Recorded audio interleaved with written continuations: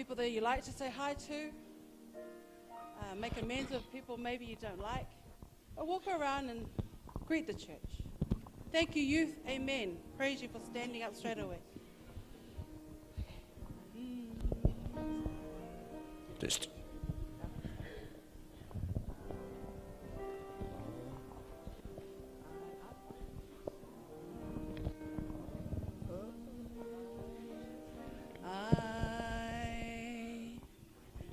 I'll do a solo to show you my skills. I am weak, but thou art strong. Jesus keeps me from all wrong. I'll be satisfied as long as I walk. Let me walk close to thee. Walk around, greet each other. Just a closer walk with thee. Just a closer walk with thee. Granted, Jesus is my peace. Just a closer Lord with thee. Just a closer walk with thee. Daily walking close to thee. Let it be, dear Lord, let it be. Just a closer, just a closer walk with thee. Just a closer walk with thee. Just a closer walk with thee. Granted, Jesus is my peace. Just a closer walk with thee. Daily walking close to thee. Let it be, dear Lord, let it be. Just a closer walk with thee. Just a closer walk with thee. Granted, Jesus is my peace. Just a closer walk with thee. Just a closer walk with thee. Daily walking close to thee. Just a closer walk with thee. Just a closer walk. Let it be, dear Lord, let it be.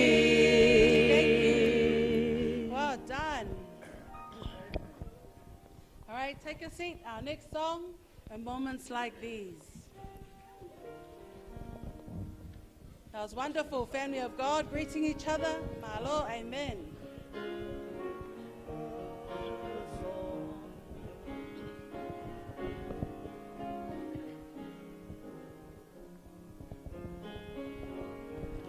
In moments like these, I'll sing out a song.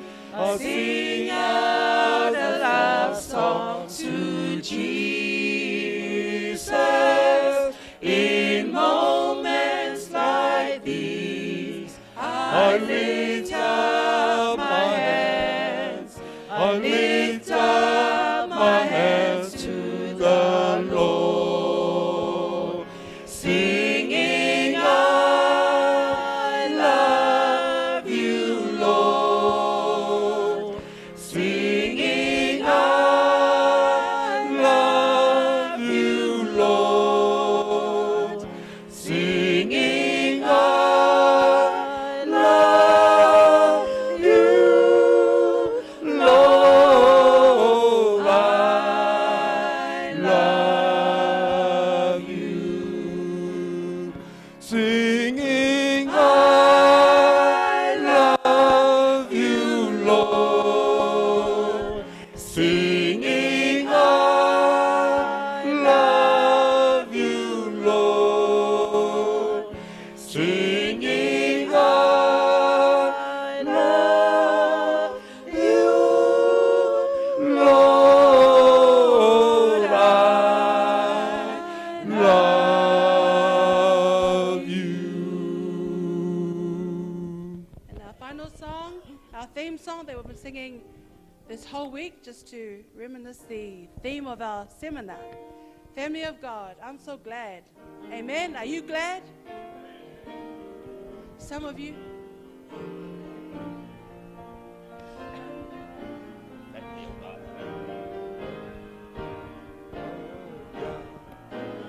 I'm so glad I'm a part of the family of God. I've been washed in the fountain, cleansed by His blood. Join hands with Jesus as we travel this song, for I'm part of the family of God. You will notice we say brother and sister around here. It's because we're a family and His foes are so near. When one has a heartache, we all share the tears and rejoice in His victory, in this family so dear. I'm so glad I'm a part of the family of God. I've been washed in the fountain, cleansed by His blood. Join hands with Jesus as we travel this song, for I'm part of the family of God. For I'm part of the family of God. Thank you so much. God bless you and your beautiful voices. Happy Sabbath.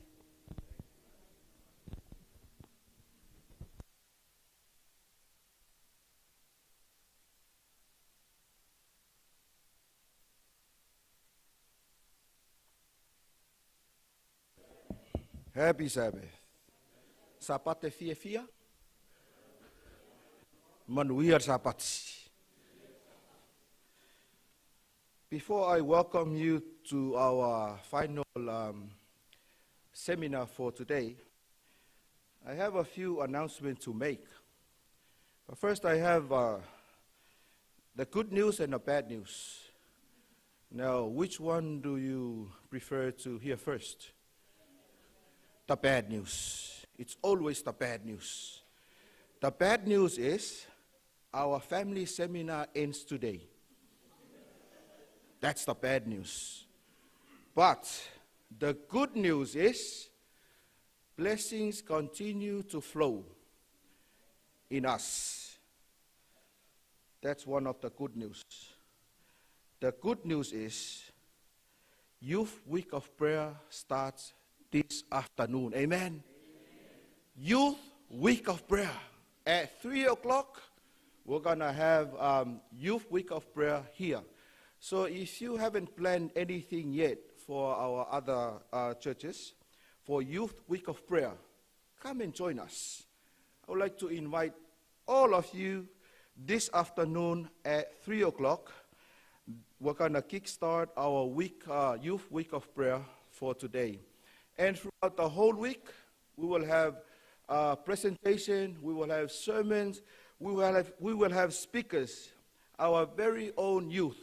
They will present to us each night message of hope from our Youth Week of Prayer this week. So don't miss out. If you have a youth or a young person that needs to hear this message for this week, invite them to come along. There will be some singing, there will be some, praying together, and all different sorts of things that we're going to do throughout this week. So that's the good news. Although family seminar will end today, but yeah, we have hope, and we pray that the Lord will continue to bless us with our Youth Week of Prayer. Another announcement for our Pathfinder. Pathfinder classes will start at 1:30 today to 3 o'clock, just before our week of prayer that will be run by our youth committee. All other announcements will be announced after our AY today. But the most important announcement that I want to announce, that I want to let you know today is that we will have lunch. You know, with all the preaching, the singing, the praying, and the seminars, if there's no lunch, we will be very sad.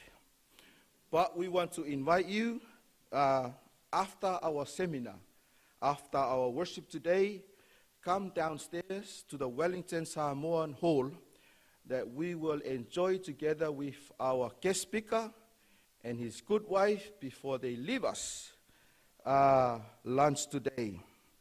Don't worry if you didn't bring any lunch, come. The most important thing is fellowship. Not the food, fellowship. So we invite you to join us for our lunch today.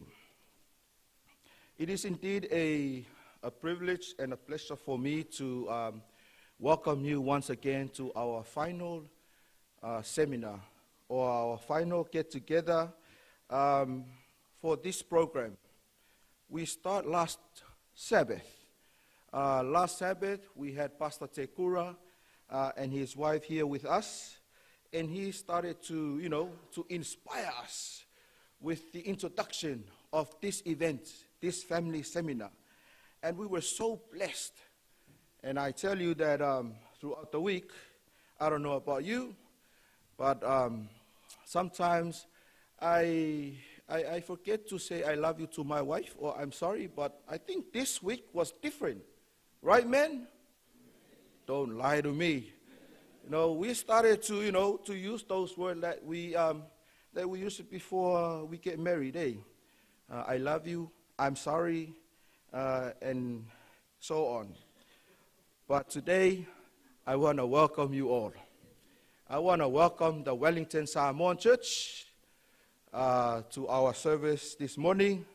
Thank you for coming. Whawhiloaia tumaleanganga whaalwalo, ile kalesia Wellington Samoa, ta mama tina matutua, whaaftai loto su matala au mai, ia mole tātou tāpua inga ile nei tai au. I would also like to welcome the Kosena Church this morning to our service. Not forgetting our Tongan Church.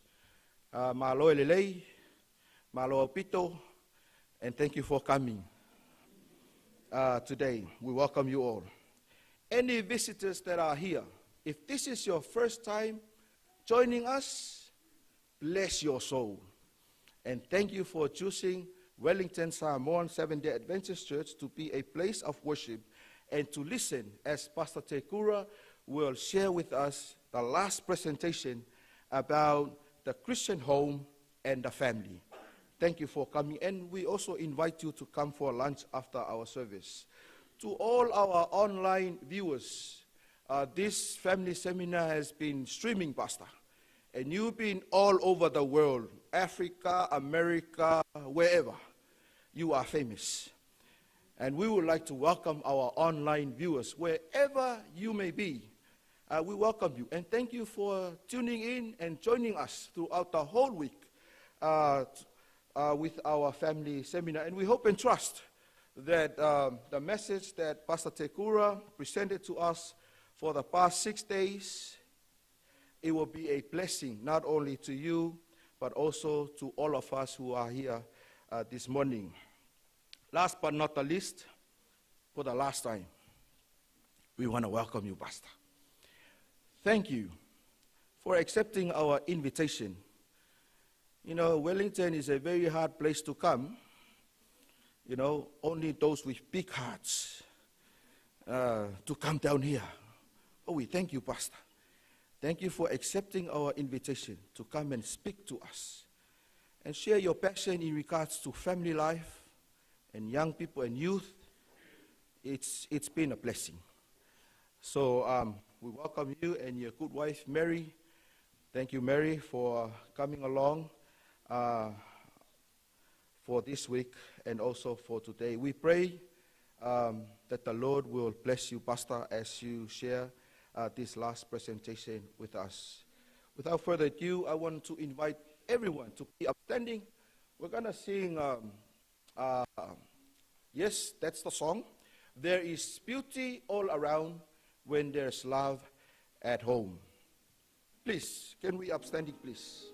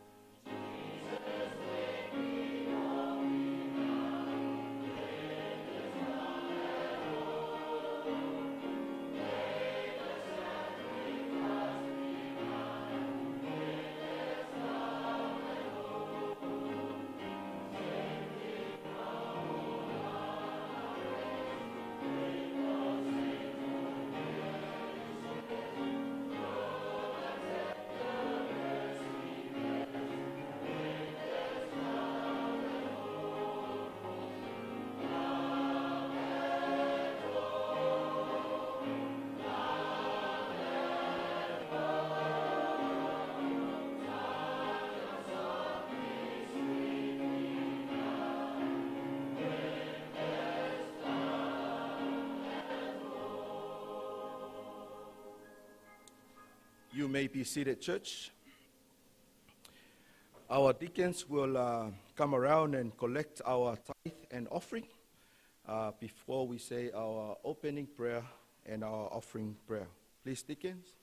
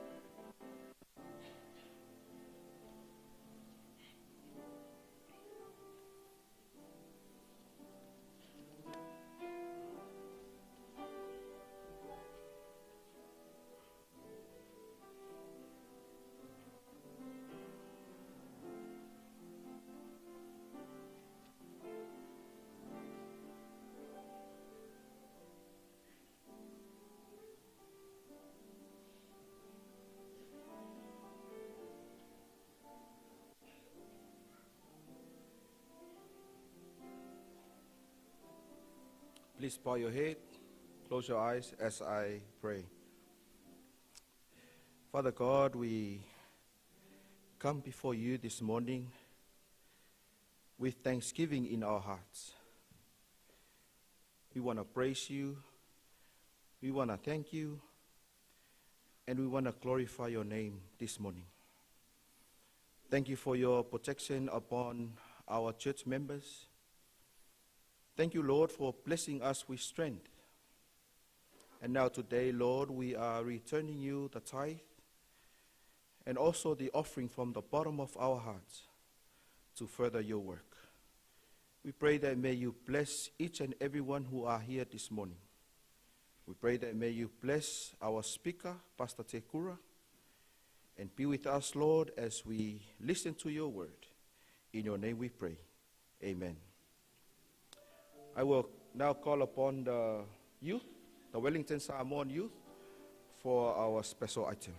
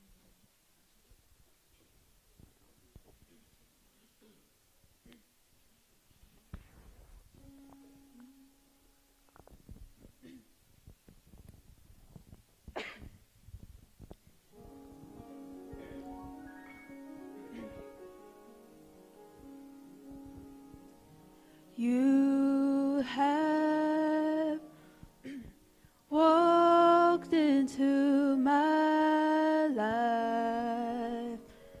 You have painted all my dreams to the color of your love is the color of me. You can look into my heart and you can read my mind. You can read about yourself in between the lines.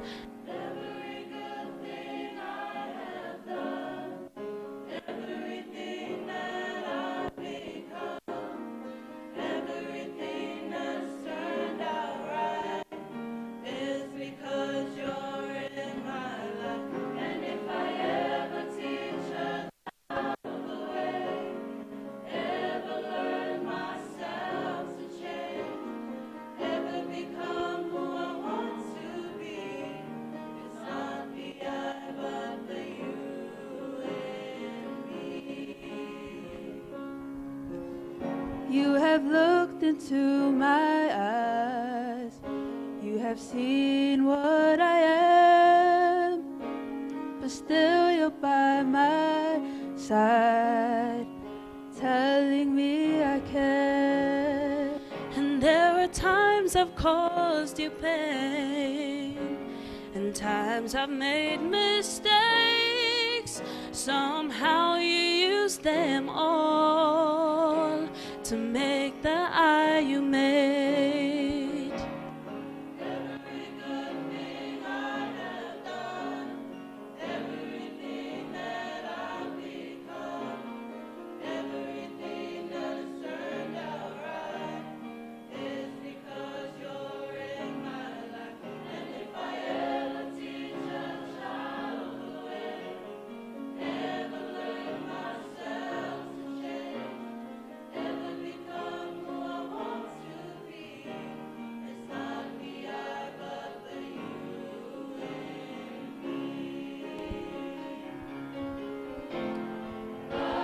And if I wandered for 100,000 years, I would never understand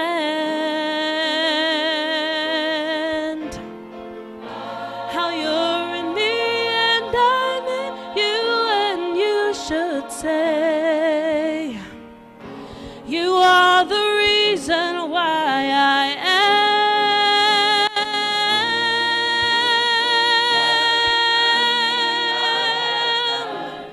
Everything that I've become, everything that's turned out right, is because you're in my life. And if I ever teach a child the way, ever learn myself to change, ever become who I want to be, it's not the I but the you. Every good thing I have done, yeah, that I've become, everything that's turned out right, it's because you're in my life. And if I ever teach a child the way, ever learn myself to change, ever become who I want to be, it's not the I but the you in me.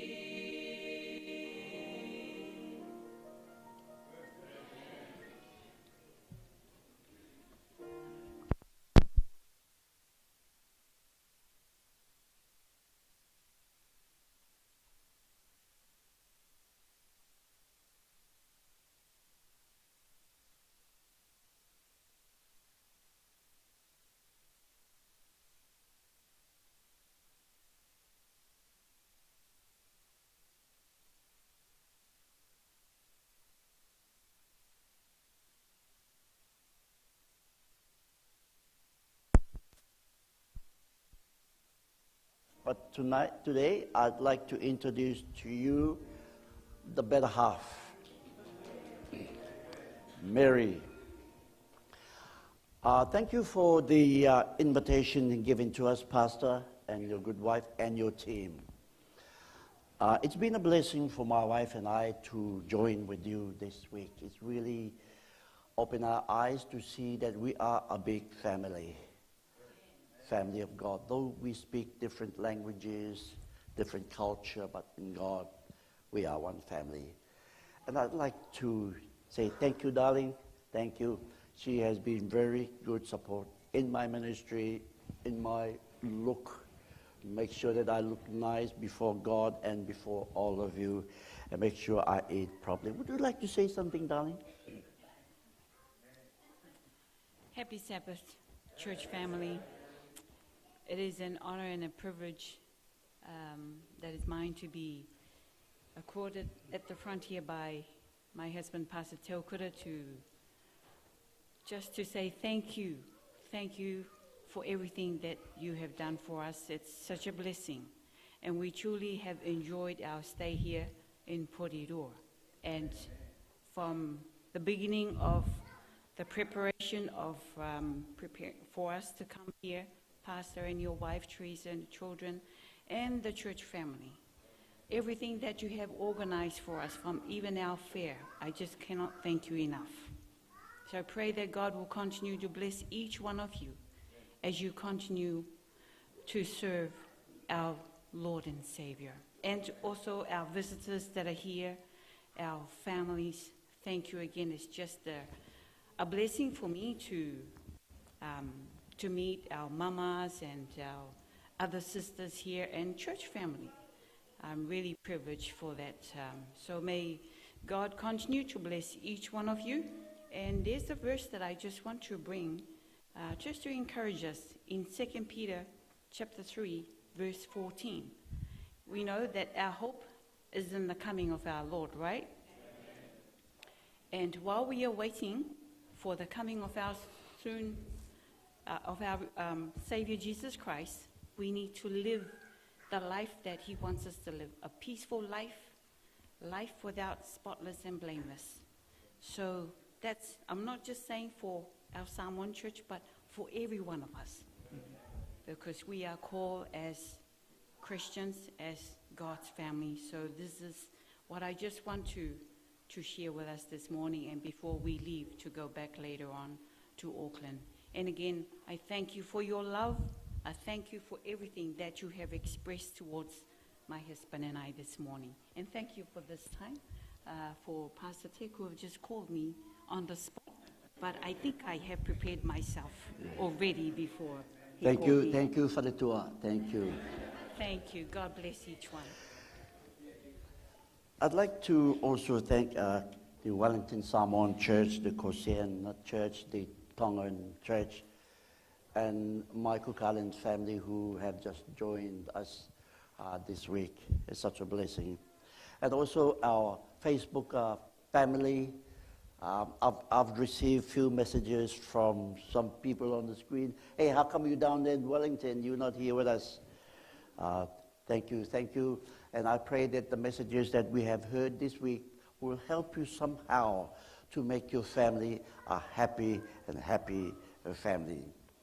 You know, I'm so glad that I'm a part of the family of God. And thank you for accepting us, Mary and I, into your family. This is a foretaste of what heaven will be like when Jesus comes. Shall we bow our heads for prayer, please? Heavenly Father, we stand before you. We thank you for this beautiful Sabbath. I want to thank you for the strength and the insight that you've given to me each night. And on this Sabbath, we will not say this is our last time, because we will always come into your presence to worship you and to give praise to you. But for this time, bless the presentation of your word. Speak to me, Father, and for me, only for you. I pray in Jesus' name. Amen. Throughout this week, we have talked about the family, the marriage life, the struggles that we have in the family. And today, I'd like to take us on the topic, which I believe that it will be something that will help us as our family. How to forgive when you can't forget. This is one thing in all of our families as we journey in life. There are certain things in life that we go through. We go through bumps, we go through challenges, and some of those challenges stay with us. And today, I want us to have a look at sometimes or other times, every person gets hurt and struggle to forgive. To forgive little things, to forgive big things. Between spouses, between families, between church members. We experience hurt at school, at home, on the job, and unfortunately, in the church also. I speak this kindly to all of us. So someone here today, sitting in the church, in the pews, maybe someone listening or viewing on live, has or already been hurt, already forgiven. There may be someone hurt or still struggling to forgive. There are steps that we can look at today. And as we leave the house of God, that you can come out there and shake my hand and shake one other's hand and forgive all those things that you have been harboring in your life. And those of our young people, our church family, not yet in that situation, in that journey, one day, I can assure you, one day, it will be. And you will be empowered for the future when you come to that particular time. Why do we struggle? We struggle because we prefer revenge. We want to get even eye for an eye. It's written in the Bible, true? You hit me, I'll hit you back. You scratch my back, I'll scratch your back. That's the response to some of us. Some of us, we don't want to be seen as too soft or too weak, too easy to forgive. So we don't want to do that. I'm a macho man. I'm a big man. I don't need to come to you. You need to come to me. We are afraid that justice will not be served. Right? Eye for an eye. I want to kill you. You kill me, I'll kill you. We have unanswered question about forgiveness. We cannot find satisfaction to the question that bothers us for being forgiven. We have a guilt feeling knowing that we should forgive, but we can't. So, how can I forgive my spouse? This week we talk about family, husband and wife, children, young people, and so forth. How can I forgive my cheating spouse? Oh, it's not in the church, eh? We say, it's in the church, unfortunately. My abusive partner. You know, it is very strange, church and family, to be able to find out that even in the church of the living God, we find abusive parents, we find abusive brother, we find abusive people in our church. That church member who harmed me. Maybe you're sitting next to somebody. I speak kindly to you this morning. The boss who fired me for no reason at all. You want to take revenge to that boss. This seminar will tell us how to forgive and to forget. So this morning, step number 1. I want you to understand the nature of forgiveness. And realize that all of us need that within our family. Some of us, maybe we don't have our spouse with us this morning for some reason. And some of us, perhaps our spouse is dead. And there are still some guilt in us that we have not forgiven when she or he was still alive. To understand forgiveness, we need to know what it is and what it is not, and also the types of forgiveness that makes us happy as a people in this family life seminar. Scripture gives us several meanings of forgiveness.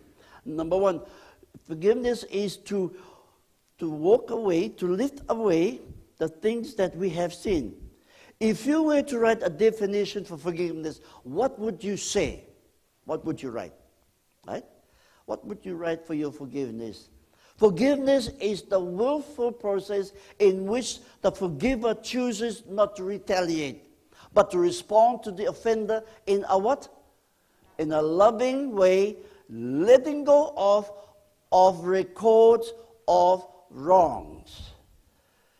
Many of us say, I have forgiven you, but I will never forget what you have done to me. You're still hanging on that. You see, forgiveness is, although you still remember the hurt that has been done to you, but you don't remember the hurt. You remember the incident, but not the hurt. Can you see the difference? The hurt was done many years ago. It's gone. But that incident is still in you. You don't remember the hurt. You remember the incident. I have on my hand a scar. My uncle did about 30 years ago. I still remember.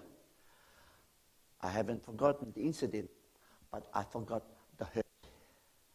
Can you see the difference? And then I move on. Every time I see my uncle, I don't go to him and say, you see this? You see this? You see this? Gone. I just move on.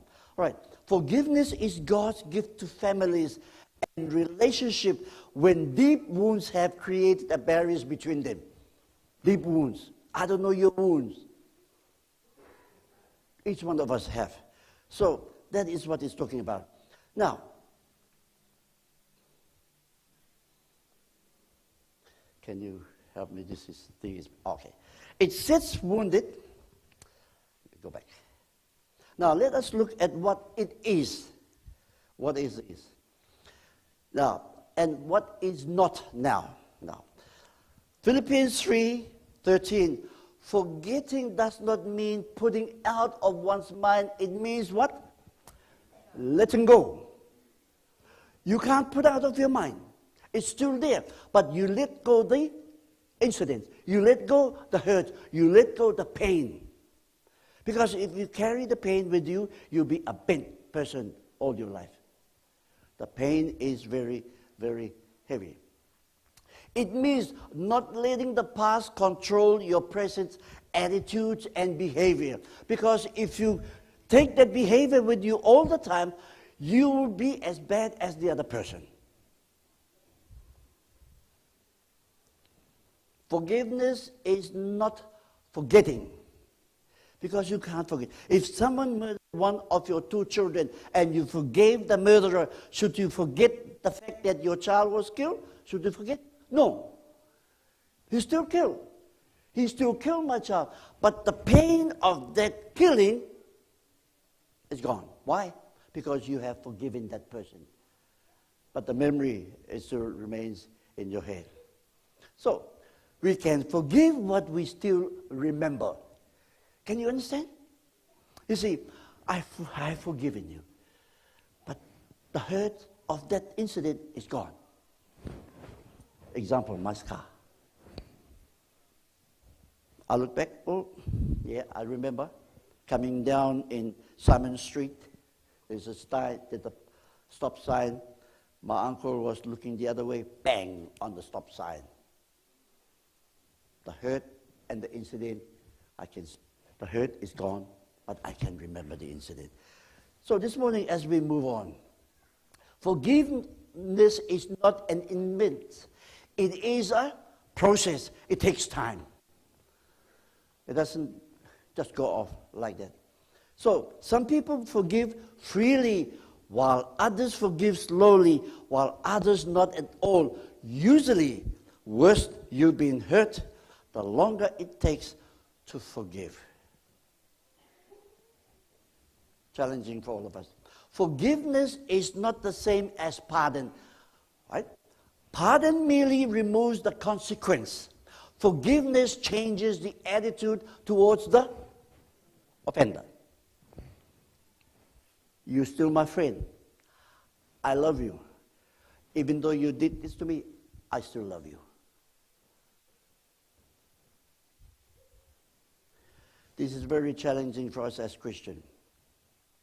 Forgiveness is not the same as reconciliation.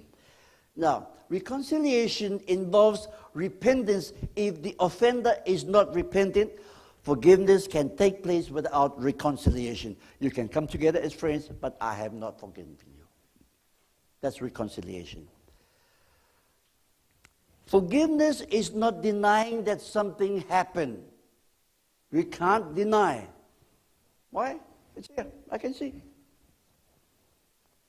It admits that something hurtful has happened to you, and also forgiveness is not condoning or excusing. Instead, it holds the person accountable for the deed. You did this to me. It's here. So, there are 3 types of forgiveness. You forgive first yourself. If you can't let go of what's been done to you, don't expect the other person to let go. You forgive yourself first. Forgiving yourself means you forgive yourself by receiving God's forgiveness. And God's forgiveness is already ready for us. Then you stop beating yourself for the wrongs that you have done. 3, when you forgive yourself, it's easier to forgive others. What did the Lord's Prayer say? Forgive our debtors as we ourselves forgive them. Very challenging for all of us today. Now, forgiving God. B. God is a forgiving God. Where was God when, and how can God do? These are our questions we ask one another. Realizing that God was feeling your hurt with you. Isaiah 63 verse 9. He was feeling for our pain and our iniquities. The chastisement of our peace. He was there for all of us. He died for you and me. Forgiving others. See, those individuals who offended you. Family, this is very important in our family life, in our homes, in our church. We want to live as happy family. Amen? We sing there is beauty all around when there's what? love at home. But when there's guilty feeling, unforgiveness in our home, you will not live a happy life. Know something? Forgiveness is health. Forgiveness is health. We rush to the doctor for medication. We rush here for iron medication, and yet you haven't forgiven anybody. Those medication will never help. Will never help. Because you have to do your part first. 2, identify the offense and the offender. We need to differentiate between the offense that calls for a miracle of forgiveness and also slights which we can bear with care. We need to identify those two things. The pain is personal. Forgiveness is needed. I want you to know that the pain, it is painful. Somebody to hurt you.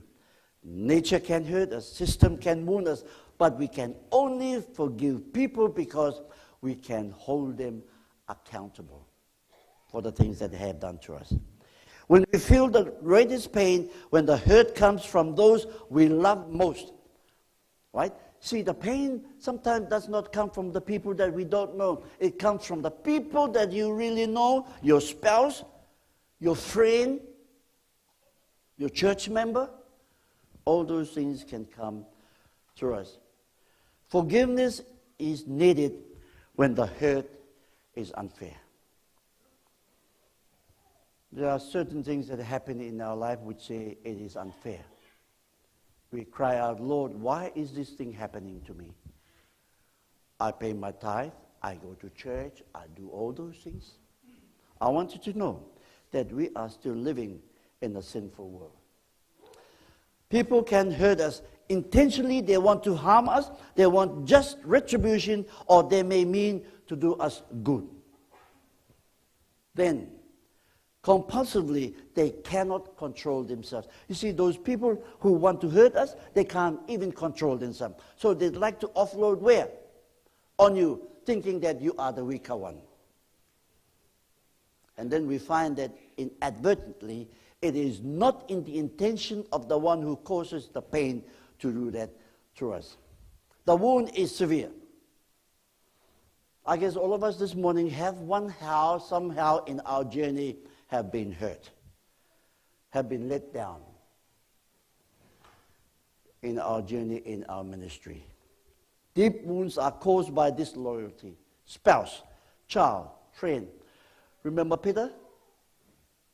He was disloyal with his master. Peter was a person that anything he jumped. While he's in the air, he looked, oh, danger. You can't reverse. And that's Peter. And then betrayal. What about the broken trust? Judas betrayed Jesus. Now, Judas are close friends with Jesus, right? Disciples, these two people. That is why I said earlier, hurt will not come from anybody else you don't know. It comes mainly from the people around your circle. Abduction, rape, murder, disregarding, insult. Roman soldiers were brutal to Jesus. They were standing there. They gave him the vinegar to drink. They put on his side. Very challenging. Step 3, acknowledge of your emotions. All of us have emotional feeling. Amen? Yeah. Now, when you are happy, how do you show your emotional feeling? When you're happy, how do you show?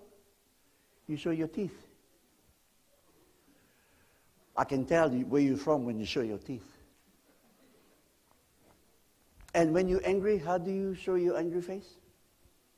I can see. I can tell. So, how long, O Lord, will you forget me forever? How long will you hide your face from me? How long I have sorrow in my heart daily? This is the cry of David. How long? God said, the long you keep asking, that's how long? I'm going to hear you all the time. I guess the same question we ask. Emotions are God's giving spontaneous response to events. We not only think and choose, we feel. Emotions determine our attitude and behavior. If you're happy, you give. If you're not happy, what do? Remember in a concert?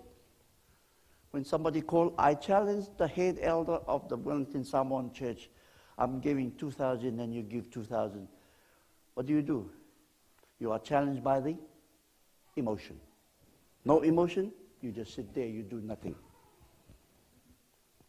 3 responses to arouse emotion. Number 1, it can escalate and become destructive, very destructive. And then after the concert, you go home and your wife says, why did you give that much? Because I have been challenged. What about tomorrow? Tomorrow can look after tomorrow. That's our response. Can be very destructive. It can be denied and lie like a volcano. You know what's a volcano? Now, how many of you have used fizzy drink? Coke, it's not good for you. Mountain Dew, neither. I want you to use Sky Juice. It's in here, that's Sky Juice. Now, when you, emotion feeling, when you shake a bottle of Coke or juice and you open, what happened? Half out. Because your anger is preserved inside. You need to release. It will come out. Right? Don't open it in your car. Don't open it because you make mess in your car if it's not your car. Right. Now, it can be directed in a way that is appropriate. Choose when you do that forgiveness. Now, on the other hand, suppressed emotion hurts us, deny us the peace and healing we need in this process of forgiveness. Remember I said earlier, forgiveness is healing. It is healing. I know I have dealt a lot with people who need healing. Now, God himself expressed his emotion. Grief, Hosea. Right? Remember Hosea?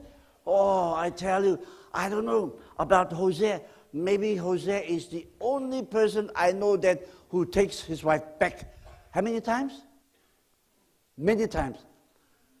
Carlo, darling, come back. And the next minute ran again, came back carrying, oh, sorry.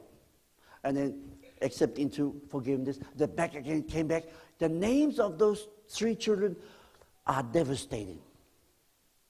Why? Because it was given for his result. What about Jeremiah? Anger. Anger of God's people. And what about here? The disappointment. All these are expressions of God's emotion. If God had that emotion, we too can have that type of emotional feeling. Honestly speaking, we have burning hate for people who do us wrong, although we do not want to say that word. Okay? All of us. We keep it to ourselves. It is only when we admit our hate, anger, or whatever negative emotions we feel that we can make the decision to forgive. Anger, resentment, guilt, shame, hate, humiliation, and so forth. As you think of the offender and the offense, all these emotions come to you. What a journey for all of us. 4, you choose to. Your choice. When you choose to forgive, happy family. If you choose not to forgive, you'll continue on with the rest of your life. Forgiveness requires nobody forces you to make any decision. All decision begins in the mind. The Lord says, Genesis 11 verse 6, nothing they plan to do will be what? Impossible to them. Family, there's nothing impossible with God. God is the God of possibility. When he says to you and me, I can do all things through Christ who gives me strength. Choose to forgive the offender. For each wrong and each hurt, the deeper the hurt, the greater the battle may be with yourself to forgive. Step by step. I choose my mental health rather than behavior that cause my self-destruction. Your mental health is very important. Many of us rush to the doctor for medication, but you can heal yourself right at home. I choose to stop hurting myself for what this person has done is doing to me. I am choosing to forgive and restore a healthy flow of love. That depends on me, on you. Step by step, I am canceling my demand that you should change as a condition for me to love. You see, sometimes we say to people, you change so that I can forgive you. No, you change yourself first. I am holding you totally responsible for the thoughts and action, and I'm taking back my freedom and power and love to express love to you. All those things, these are steps as we move on day by day. Young people, then yield your stubbornness, your pride, your will. Yield them to who? Don't yield them to your spouse. You make it worse. Yield them to your God. You see, church, forgiveness is healing. You notice when you have forgiven somebody, when you meet that person on the road, you no longer hide or she hides. Have you been in a situation like that? No, not here. Yeah. I've seen people, you know.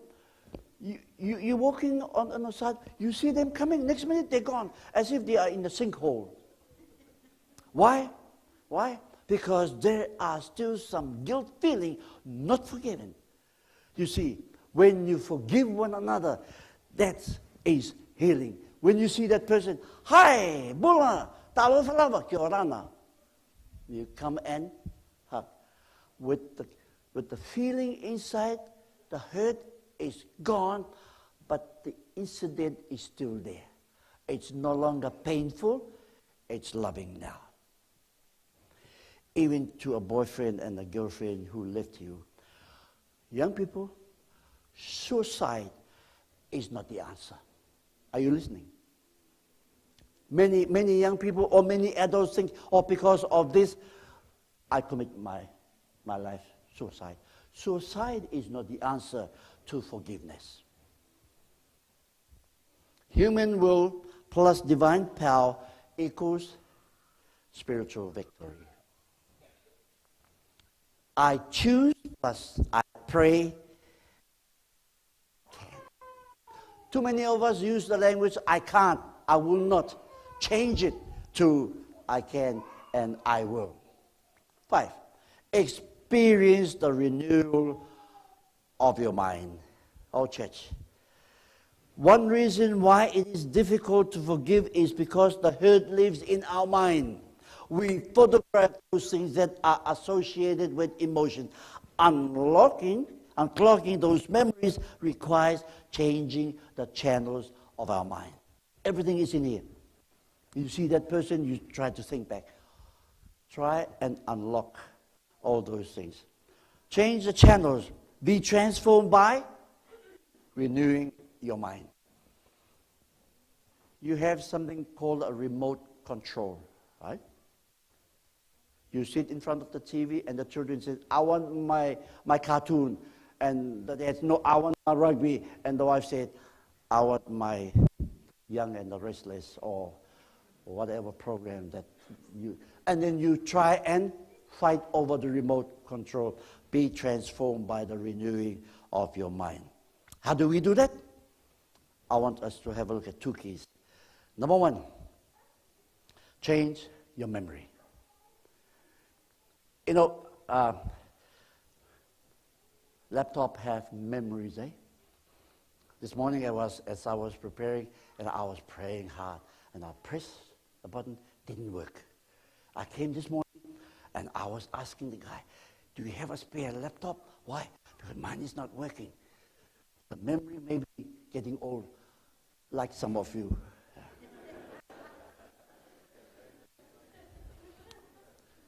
Not the presenter. 5, change your companion. Folks, if you are hurting, change your companion. I'm not saying change your wife, no. Change the companion that you are hurting. Right. Keep the hurt alive is like keeping companion with the person you don't want to be with every day, right? Keep that companion, because one day it will change. 2, tell yourself, I'll not spend another day living like this. Folks, talk to yourself. You are your own doctor. I don't want to live like this. I don't want to continue living like this. I better go out and enjoy myself. You see, if you act like this, oh, today is bad, I don't like today, and I don't like my friend. Folks, one day you're going to be like that. But if you walk straight, I want to be good, this is a new day. I love my children, I want my family, I love my church, I love my community. You come out home good. Never allow those things to happen. Change your expectation. Life should be fair. Of course, life is fair. You may be living by the golden rule, but everyone does not, okay? Don't expect that person to live like your rule. We talked about the other night, right? That husband and wife, you nag, doesn't help, right? And then the husband will read to you, it's better to live on a rooftop than to, have you read that? Than to live with a nagging wife, and also a nagging husband too. You don't want to live in two separate homes, one on a rooftop and one in the bedroom. Number 3, separate the person from the hurt. This is what I'm talking about. The hurt and the person are two different things. When you combine the two, you walk with them throughout your life. The hurt is gone, like what I say about my uncle. I still love my uncle, but the hurt was gone. The sign is still here. As you try to get a new insight into that person, you will see that the offender is a weak, fallible human being, right? Because they are only acting like this so that for you to show your love and care for them. He needs help. He doesn't need condemnation. Compassionate exercise. This person is seeking happiness just like me. I need happiness. This person has known sadness, loneliness, and despair, and you are there to help. This person avoids suffering and is also learning about life. You could be sitting here today.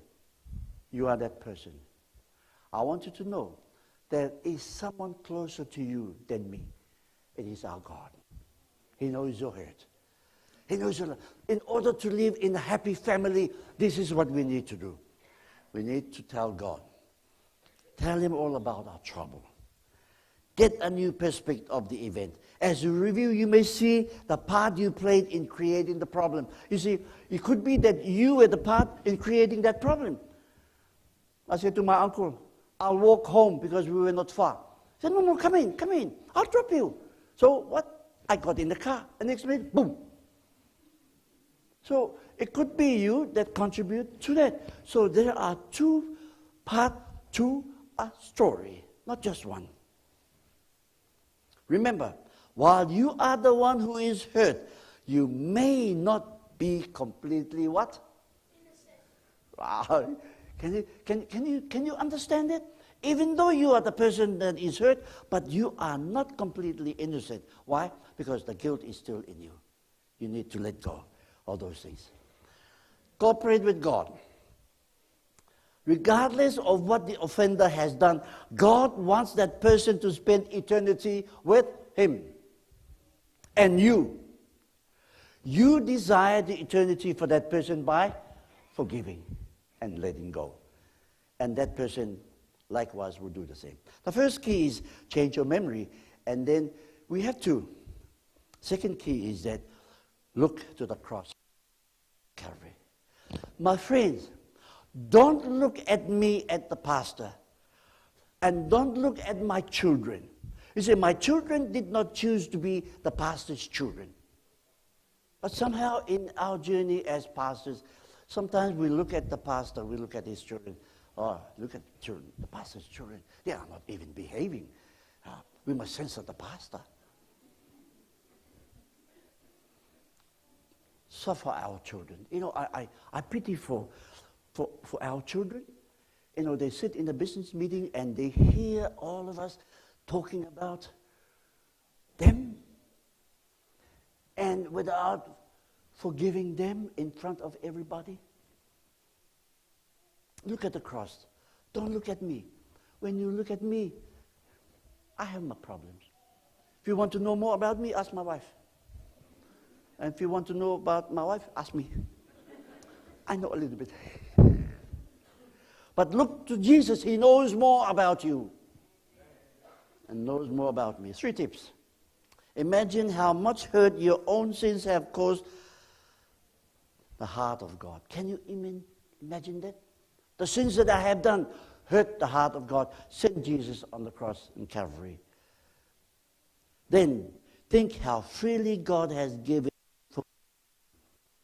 I tell you, we have a wonderful God. Remember that after the initial pardon, day after day, your sins caused the hurt of God. Yet each day, He continues to say, I forgive you. We have a new phrase. The first phrase we learned is, I love you. Say again, I love you. Not to, you're weak, you're not loving. Say, I. Are you hungry? And then I'm sorry. And then now I forgive you. 3 little words. You know, there's a song that goes like this. With those 3 little words, I love you. Don't say, I love you. And the wife says, what's wrong with you? I forgive you. I love you. I'm sorry. They are powerful words. Amen. Learn that. If there's nothing else you learn from this family life program, learn, I love you, I'm sorry, and I have forgiven you. Put yourself in the parable of Matthew 18. If we act like the unforgiving servant and refuse to forgive, God will act like the king who take back his. Remember the story? Right, this man, he owed much to the king. And the king said, I forgive you. And then he went home, and somebody owed him $1. How much? $1. He said, I want you to give me that $1. If you won't give me the $1, I'm going to kill you. And the words went to the king. What did the king say? How dare you talk like that? Have you forgotten that you came to me? You owe me 10,000. And this guy owed $1. Pay me back. Wow. Very strong comments. Forgiving changes your memory as you change your memory's vision about life, about everything. So this morning, step 6, use loving confrontation. Or we like to confront one another. If the person comes seeking forgiveness, we should forgive even if the offense is repeated. How many times? You know, these people came to Jesus and they asked Jesus, how many times we need to forgive one another? What did Jesus say? 7 times. Easy. Finish. Jesus said, no. 7 times 70. 490. By the time you finish smacking me, I'm gone. You see, that is what forgiveness is like. You go to 30, enough. Friend, enough. I'm sorry. Why do you have to wait 30 times before you say, I'm sorry? Right? However, if she or he does not seek forgiveness, then what do? Pay me back. Like the king. King said, pay me back. It is different to forgive completely until we face the offender squarely and say, you did me wrong, and I feel hurt because of it. Let me ask you, do we have the courage in our island culture to do that? Yes or no? I see the young people, thank you young people, yes. I see those people at the back say, no, you can't. It's hard. It's hard to face. You rather tell somebody, please tell so-and-so, I forgive him. No, you go and talk to yourself. Remember David? How young David did loving confrontation to the king? When he was still a king, a young boy before the king. He went and saw Saul, talked about everything to Saul in front of him. You know, there are some people who said, I can't talk to my pastor. I tell you, the pastors are the most loving people, lovable people in the church. Amen? You're not saying amen. Please say amen because I'm a pastor. Possible response. I'm concerned. I don't care. People never use the I don't care statement because we care. There's a song that says, does Jesus care? Of course he cares. Blame if you didn't do it. Remorse. I'm very sorry. And then you do the dialogue. Let me explain. I'll give you 2 minutes or else no more. Explain. Don't tell the story about Adam and Eve. That's not your story. Tell your own story. True repentance includes a sincere apology. Never say to your children, to your spouse, I have forgiven you. I will never forget what you've done to me. Is that forgiveness? No. Have a sincere apology. Entering into the feelings and pain of the offended. Taking full responsibility for the behavior and damage. Giving assurance that the hurting will cease. It will cease when we allow God into our life. Then offer a prayer of forgiveness for yourself and for the offender. Church, let me say this to you. Very easy to speak, very easy to talk, but it's very hard to act. We have to act. Confess one another and pray one another that you may be what? Healed. I'm always repeating this phrase. Forgiveness is healing. Healings in the church, healings in the family, healings in the community, healings at our workplace. That is what we are here today. Experience the healing benefit. Friends, there is benefit in the healing. I grew up from a home where my grandmother makes a lot of island medicine. We don't go and see the doctor. If you have a sore tummy, get the top of the uru, the top, yeah? And then 10, we call it telemauri, gardenia maybe. And then the small one, you beat in a coconut, but the coconut must be brought down. You can't throw it down. I don't know what's the value that throwing down or bringing it. It's still a coconut. And you beat it and squeeze inside, you drink, gone. Yeah? But there's a rule. You don't eat the inside of the coconut.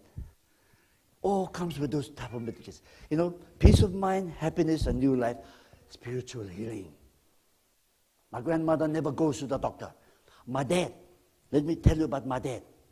My dad said to me, son, when you get a stomach ache, go to the toilet and empty those food of yesterday. Make way for the new food today. So every morning I go to the toilet. If you haven't been to the toilet, you can't eat properly down there. 2, he said to me, son, if you have a headache, listen, this is a medication free coming from me to you. I'm not a doctor. If you have a headache, go to sleep, have enough sleep, or take away those evil thoughts, guilty thoughts within your brain, and you're going to be happy. I said, Dad, where did you get your study from? He said, I live each day. You see, my dad is a funny person. He jokes. You know, I only wish that I spent most of my time with him. I'll be like him. Spiritual healing. Folks, forgiveness sets captive free. I want you to look at this. You see, to the victim, it's like a child opening his hand, releasing a what? A captured bird. Then, so he badly wants to keep. Then experiencing the elation of seeing its flaps wings and soars to freedom. That's exactly when you release forgiveness into your life. You go, wow, what a one. That bird sets free. Is who? Is you. Not the bird, it's you. But if you keep inside, you still have that minor bird inside you, flapping all day. Step by step. Forgiveness is progress, right? We're nearly there. You may find yourself forgiving today and hating tomorrow, then forgiving the next day, and so on. So in and out, just like a yo-yo, right? Just like a game. In the pond, out the pond. In the pond, out the pond. Young people, don't do that. You may be out in the pond, out right away. The fact remains that you have the spirit of forgiveness. As you keep on praying and keep on desiring to forgive, God will give you the ultimate victory. Forgiveness fosters redemption, remembering. Keep a picture of the past, but shift the focus from the pain of the fire to the love that emerges from the ashes. Wow. It does not dwell on the hurt of the past, but on the hope of the future. In Deuteronomy, this is what the Bible said. The celebration of the past was a form of redemptive remembering. How God has brought the people out of Egypt and walking into the promised land. Then remember those 400 years they spent together. This type of remembering will allow God's forgiving love to flood into your soul. What is your commitment? This week we've been talking about family relationship, marriage, with dysfunctional family. And this week there were a few that whisper into my ear that they want to be baptized or rebaptized. You, in this happy family time, when you are happy, the decision will be to continue being happy. You cannot reverse back the other way. So if there is a person here today who is desiring in his heart for your commitment to rebaptize or to give your heart to Jesus in baptism, I want you to see the pastor when we go out. Don't see me because you have to bring me back from Auckland. Or send me a text. My number is 021990648. Ring me only for this. Anything else, I'll cancel your call. And there may be some in here today who are saying, young people who are saying, Lord, I have enough mess in my life. Lord, I want to live a life worthy to your calling. And the girl that I am going with, I pray that may she be my soulmate. Please journey with me as I allow this family lifetime for me to renew my love for her. And I want to marry her. I do not want, listen carefully, my young people, I do not want to test drive her.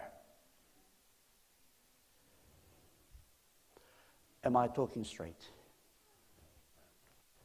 This is our happy family seminar. Be happy, young people, with the person that you want to have.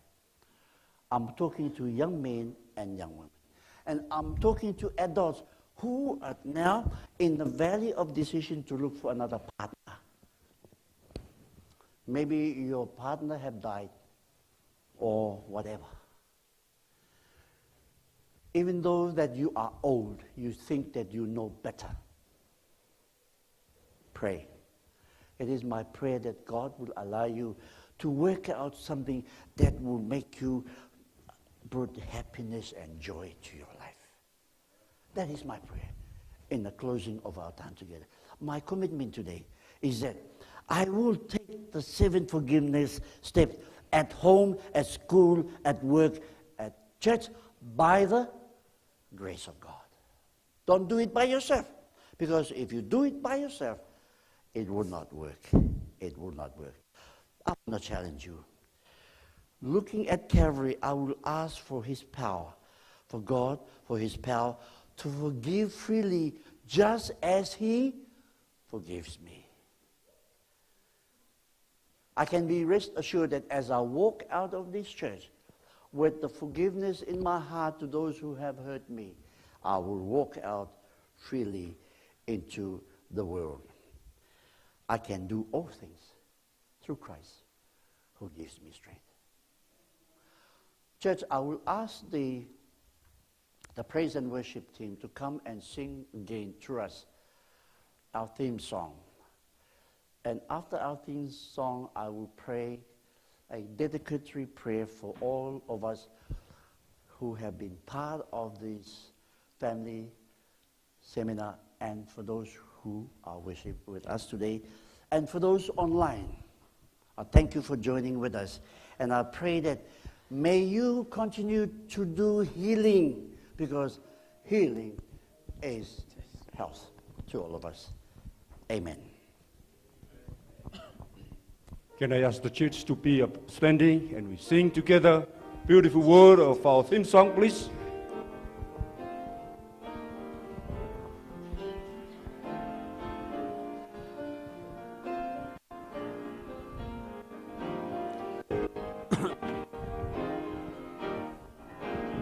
I'm so glad I'm a part of the family of God. I've been washed in the fountain, cleansed by His blood, joined hands with Jesus as we travel this earth. For I'm part of the family of God. You will notice we say brothers and sisters right here. It's because we're a family, and these folks are so near. When one has a heartache, we all share the tears and rejoice in His victory in this family so dear. I'm so glad I'm a part of the family of God. I've been washed in the fountain, cleansed by His blood, joined hands with Jesus as we travel this earth.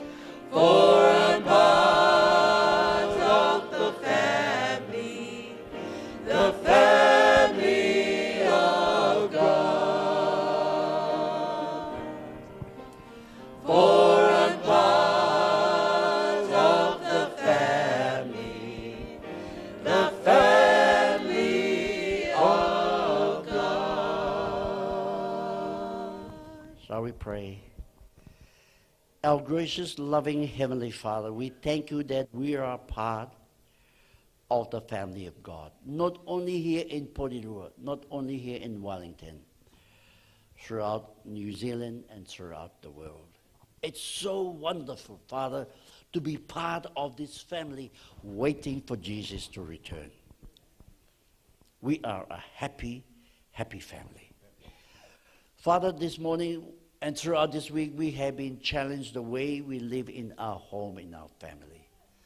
Oh, Father, this morning, we stand in your holy presence and ask for your forgiveness, first for our past mistake and for us as a person, for me as a pastor.